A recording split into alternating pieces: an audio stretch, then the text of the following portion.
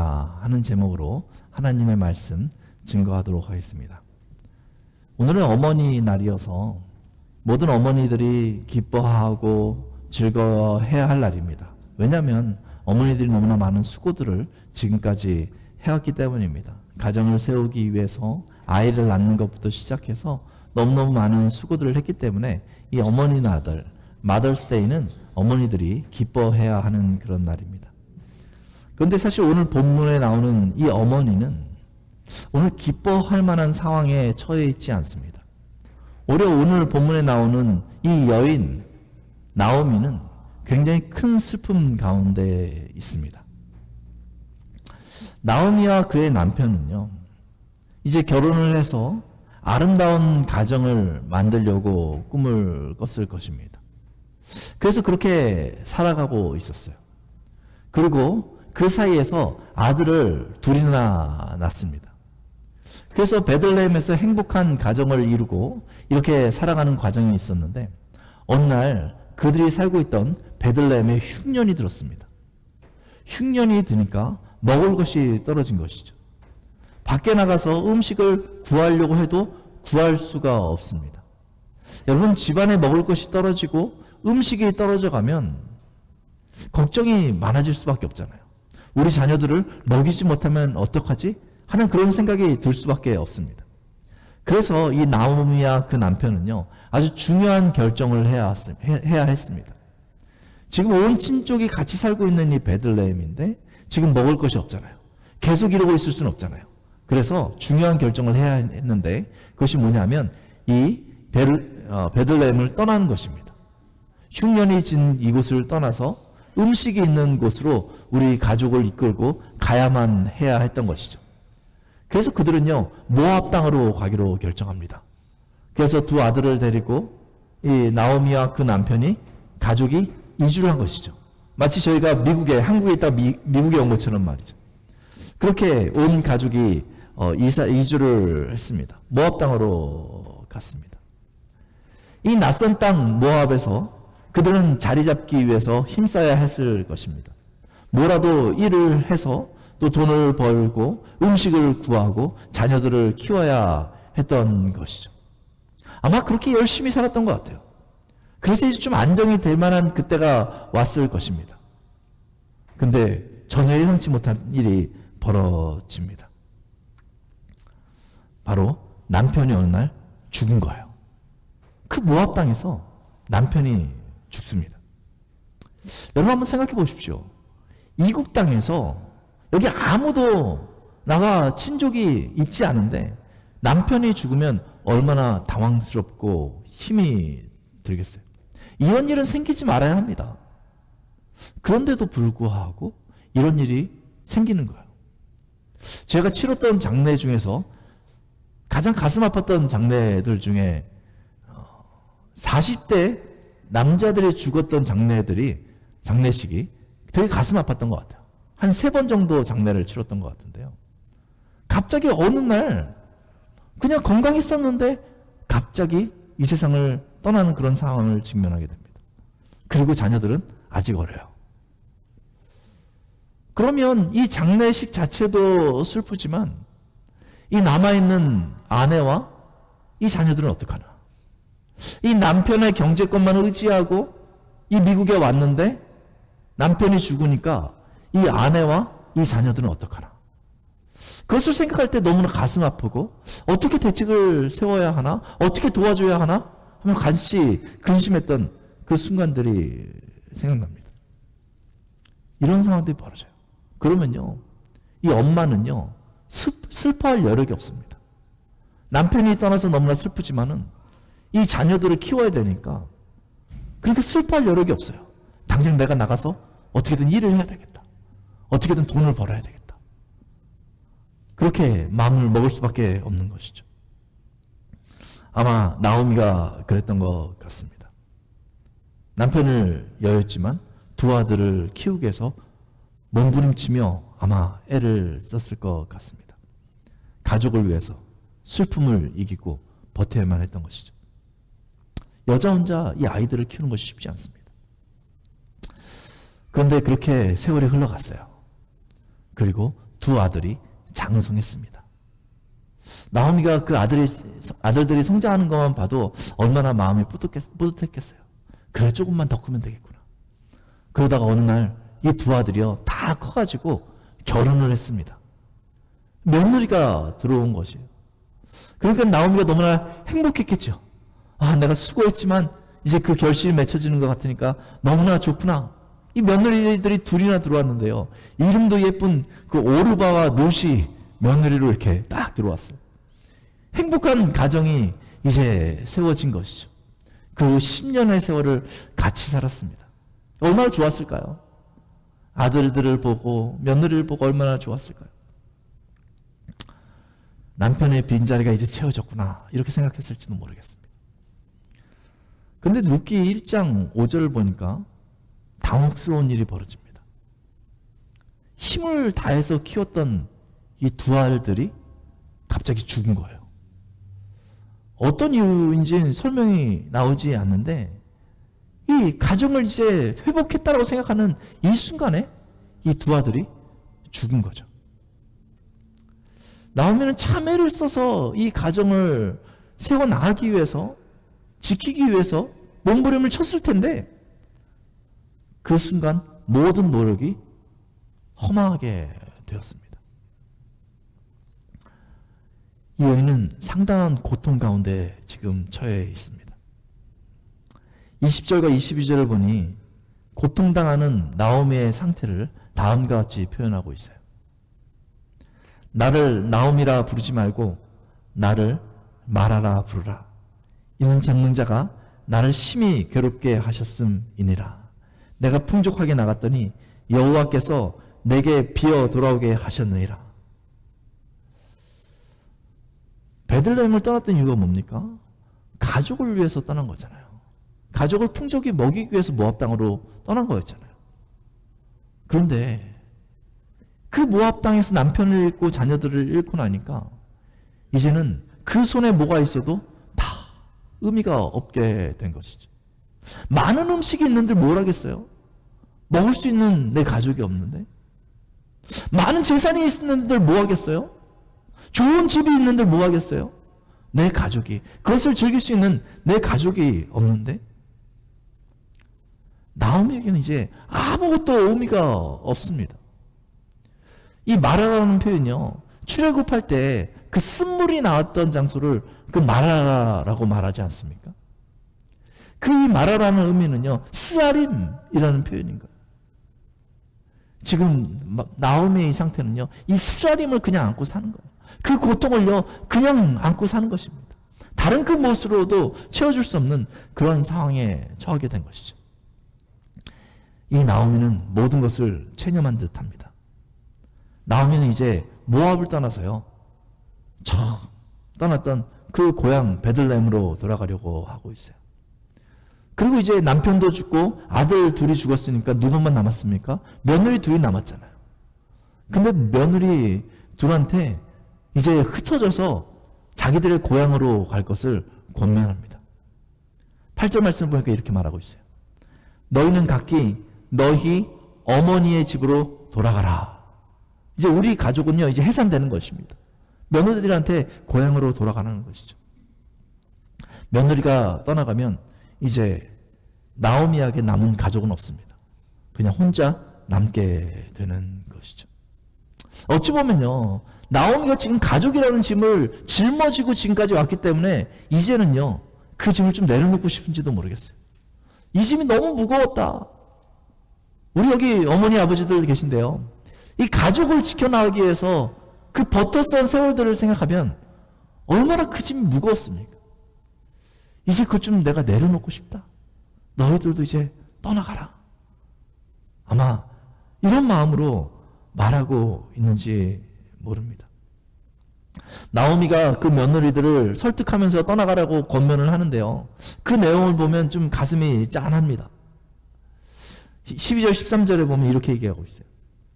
가령 내가 소망이 있다고 말한다든지 오늘 밤에 남편을 두어 아들들을 낳는다 하더라도 너희가 어찌 그들이 자라기를 기다리겠으며 어찌 남편 없이 지내겠다고 결심하겠느냐? 내 딸들아 그러지 아니하니라.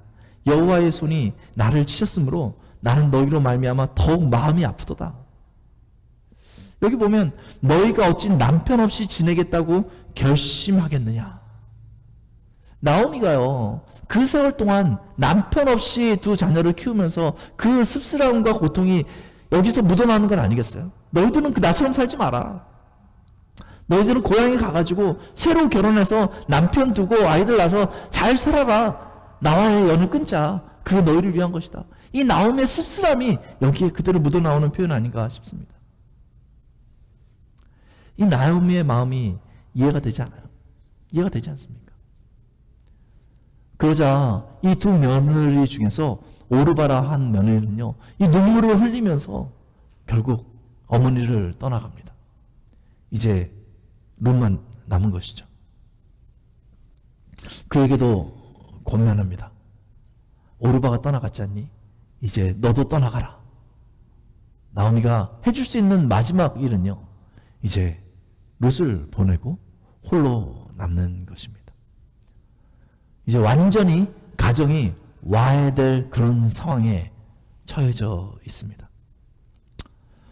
오늘날에도 현실적인 이유로 가정이 붕괴되고 있습니다.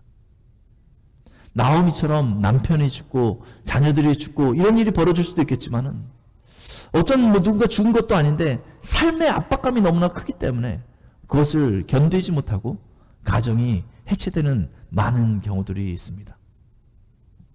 재정적인 이유 때문에 부모가 자녀를 책임지지 않습니다. 자녀들이 노약해진 부모를 외면합니다. 부부관계가 굉장히 흔들립니다. 귀여운 남자들 4명 중에 한 사람은요, 이혼 위기에 있다라고 표현하고 있어요.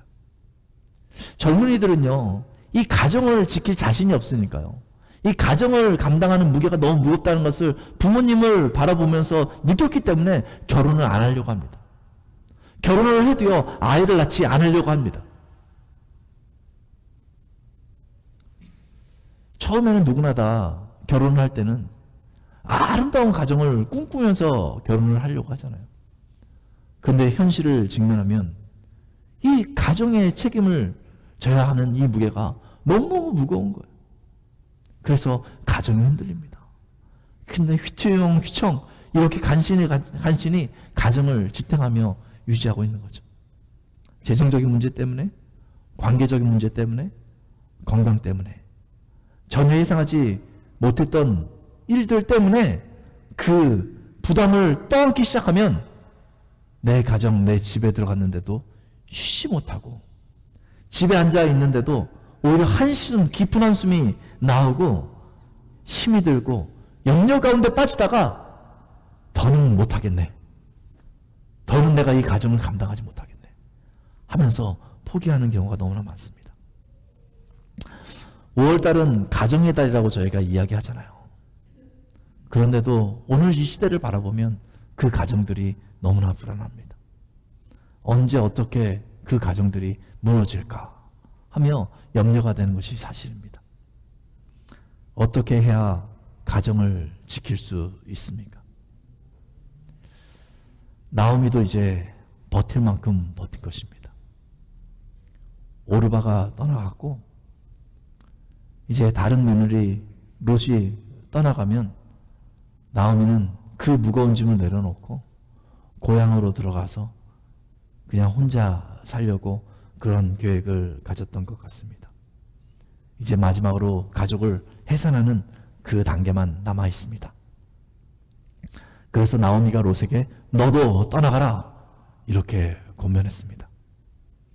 그런데 그때 이 며느리 롯이요, 전혀 예상하지 못했던 그러한 대답을 나오미에게 하며 나오미를 설득합니다. 16절과 17절에 이렇게 말하고 있습니다. 롯이 이르되 내게 어머니를 떠나며 어머니를 따르지 말고 돌아가라 강권하지 마옵소서. 어머니께서 가시는 곳에 나도 가고 어머니께서 머무르시는 곳에 나도 머물겠나이다. 어머니의 백성이 나의 백성이 되고 어머니의 하나님이 나의 하나님이 되시리니 어머니께서 죽으시는 곳에서 나도 죽어 거기 묻힐 것이라. 만일 내가 죽는 일 외에 어머니를 떠나면 여호와께서 내게 벌을 내리시고 더 내리시기를 원하나이다.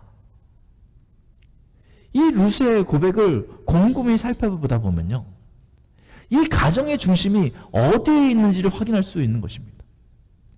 룻이 이렇게 표현하고 있습니다. 어머니의 하나님이 나의 하나님이 되고 라고 고백하고 있는 것이죠. 당시는요, 이 룻기 시작과 동시에 그 시대를 구약에서 사사기 시대라, 사사가 다스리던 그런 시대다라고 얘기하고 있어요. 이 사사 시대는요, 아주 영적인 암흑기의 시대입니다. 사람들이 하나님을 다 잃어버리고 살아갔던 그런 시대를 지금 살고 있거든요. 그런데 이 나오미의 삶은 그 삶의 중심에 하나님이 있었다는 것입니다. 주변에 많은 사람들이 하나님을 떠나갔지만 이 나오미는요, 그 시어머니 나오미는요, 그 숱한 인생을 살아오면서 그 중심에 항상 하나님을 모시고 있었던 것을 이 룻은 봤던 것이죠. 모압으로 올 때도 하나님을 붙들고 있었던 것 같아요. 남편이 죽었을 그때에도요, 하나님을 붙들었던 것 같아요. 자녀들을 결혼시키던 그때에도 하나님을 붙들고 있었던 것 같아요. 나오미의 이술의 고백에서는요, 계속해서 하나님에 대한 고백이 흘러나옵니다. 1절과 8절을 보면 여호와께서, 9절에 보면 여호와께서, 13절에도 여호와가, 2장 20절에도 젖는 자가, 21절에도 여호와께서. 나오미가 지금 룻 보고 떠나가라고 하면서도요, 그 모든 과정에 보면 여호와께서, 그 삶의 중심에 그 하나님이 계심을 드러내고 있는 것이죠. 삶이 잘 될 때나 잘 못 될 때나, 삶이 안정이 되든지 삶의 변화가 있든지 간에, 고통 중에도 기쁨 중에도 나오미는 고백했던 거예요. 여호와께서. 며느리 룻은 10년의 세월을 같이 살면서 이 나오미를 관찰하면서 나오미가 하나님을 의뢰하며 살았다는 것을 계속해서 보고 있었던 것입니다. 그래서 그 나오미의 삶을 이끄셨던 그 하나님을 이 룻도 신뢰하고 있었던 것이죠. 그래서 고백하는 것입니다. 어머니의 하나님이 이제 나의 하나님이십니다. 나에게 가라하지 마십시오. 내가 죽는 일 위에 어머니를 떠나면 그 여호와 하나님께서 내게 벌을 내리시고 더 내리시기를 원합니다. 라고 고백합니다. 이 말은요, 어머니와 함께하면 아마 그 하나님께서 내게 복도 주시고 길도 열어주시지 않겠는가 하는 고백과도 같은 고백입니다. 우리 가정에 하나님이 계십니다. 어머니가 하나님을 믿듯이 나도 그 하나님을 믿습니다. 그 하나님이 계심으로 우리가 이 가정을 지켜가는 것이 마땅합니다. 이러한 고백과 같은 것이죠. 남편도 죽고 아들들도 죽었지만 이 시어머니 나오미와 이 룻을 연결해주고 있는 연결고리가 있다면 그것은 바로 가정의 중심 되신 하나님이신 것입니다. 어머니의 하나님이 나의 하나님이 되고, 이 고백 때문에 이 가정은 해체되지 않습니다. 그리고 나오미와 그 룻은 함께 베들레헴으로 돌아갑니다. 그리고 그곳에서 하나님의 은혜를 구합니다. 베들레헴 가서도 무엇을 해야 할지 잘 알지 못하는 상황에서 그냥 떨어진 이삭을 주어서 먹기 위해서 이삭을 주우러 다닐 뿐입니다. 그런데 그 과정에서 이 며느리 룻이 이 기업을 물을 친족 보아스를 만나는 그 장면이 룻기 이제 2장 이후에 그려지는데요. 거기에 몇 표현들이 나오는데 하나님의 개입을 나타내는 몇 가지 표현이 나옵니다. 2장 3절에 보면요, 우연히라는 표현과 함께 이 룻이 이삭을 줍다가 그 보아스를 만납니다. 2장 4절에 보면 마침이라는 단어와 함께 그 보아스가 이 친족 룻을 보게 됩니다. 그리고 보아스가 룻이 시어머니에게 행한 그 모든 소식을 듣게 되는 것이죠. 그리고 이 룻과 보아스가 서로 좀씩 알아가게 되던 그 과정에서 3장 18절에 보면 이 사건이 어떻게 될지 이런 표현들이 나옵니다. 우연히, 마침 이 사건이 어떻게 될지. 이 인간적인 입장에서 바라보는 거거든요. 예상하지 못했던 그런 상황들이 벌어졌을 때 우연히, 마침 이런 표현이거든요. 그런데 그 안에 하나님의 섭리가 포함되어져 있던 것이죠. 그리고 결국 4장 13절에 보면 다음과 같이 기록되어져 있습니다. 그 모든 과정을 통해서 보아스가 룻을 맞이하여 아내를 삼고 그에게 들어갔더니 여호와께서 그에게 임신하게 하심으로 그가 아들을 낳은지라 이렇게 말하고 있습니다. 이 어머니 나오미를 떠나지 않고 친족 중에서 그 기업 물을 자 보아스를 만나게 돼서 다시 결혼을 하게 되고 그리고 아들을 낳게 되는 것이죠. 그 아들의 이름은 오벳입니다. 그리고 그 오벳이 나중에 장성하여서 또 아들을 낳는데 그 아들이 이새입니다. 그리고 그 이새가 장성하여서 아들을 낳게 되는데 그 이름이 바로 이스라엘의 왕인 다윗인 것이죠. 그리고 그 혈통 가운데 인류의 구주이신 예수 그리스도가 태어나게 됩니다. 그래서 이 룻은 예수님의 그 족보 가운데 들어가게 되는 것이죠. 흩어져 버리고 말았어야 할 그 불안정한 가정이 바로 나오미의 가정이었습니다. 그런데 이 나오미와 며느리가 끝까지 가정의 중심 대신 그 하나님을 붙듦을 통하여서 하나님께서 그 가정을 지켜주실 뿐만 아니라 가정을 다시 세워주시고 그 가정을 복되게 해 주신 것입니다. 어머니의 하나님이 나의 하나님이 되고, 우리가 마더스데이를 맞이해서 어머니한테 고맙다고 이야기하고 축하해 주는 것은 당연한 일인 것입니다.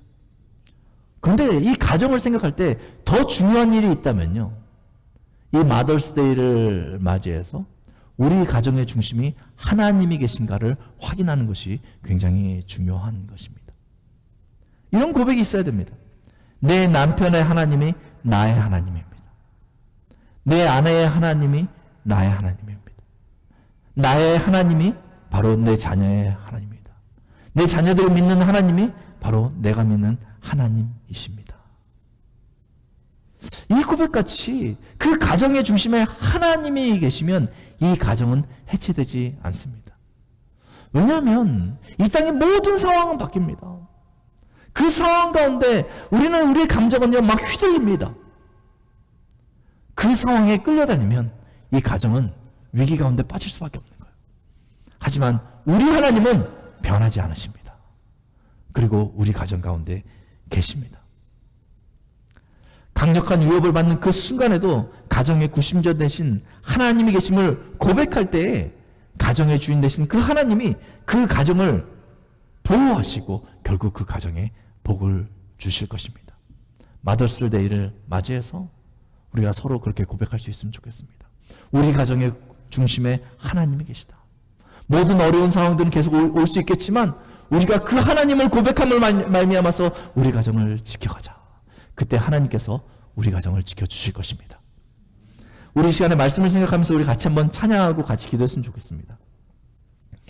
우리 사철의 봄바람 불어있고 라는 찬양인데요, 제가 우리 찬양팀과 같이 연습을 하면서 그런 얘기를 했어요.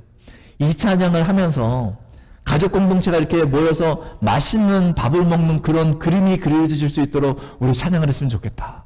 그리고 그 가운데 하나님이 함께 하심을 볼 수 있도록 우리가 그렇게 찬양할 수 있도록 했으면 좋겠다. 이렇게 우리 찬양팀한테 주문을 했거든요. 그런 마음으로 우리 같이 한번 찬양하고 기도했으면 좋겠습니다. 사철의 봄바람 불어있고.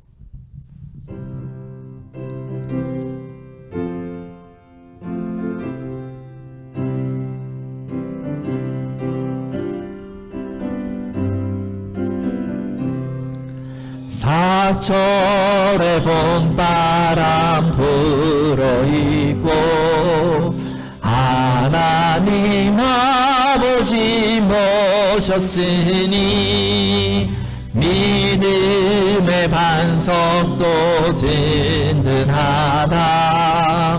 우리 집 즐거운 동산이 어버이 우리를 보시고 어버이 우리를 고이시고 동기들 사랑에 뭉쳐있고 기쁨과 서름도 같이 하니 평안의 조가도 천국이라.